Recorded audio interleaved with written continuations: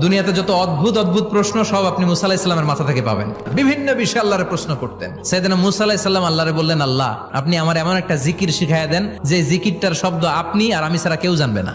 দিনে রাতে সব সময় এই জিকির আমি করব, আপনারে ডাকবো, কিন্তু শর্ত হলো এই জিকিরটা জানবে শুধু আপনি আর জানবো শুধু আমি। আল্লাহ বললেন, মুসা পড়ো লা ইলাহা ইল্লাল্লাহ।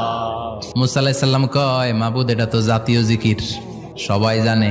আমি তো চাইছি এক্সেলেন্ট একটা জিকির, কারো কাছে নাই, শুধু আমি জানবো আর আমি পড়বো। আল্লাহ বললেন, মুসা এই লা ইলাহাকে যদি এক পাল্লায় রেখে দাও, তাম বিশ্ব, সাত আকাশ, সাত জমিনটারে তুলে যদি তুমি আরেক পাল্লায় রেখে দাও, লা রাজা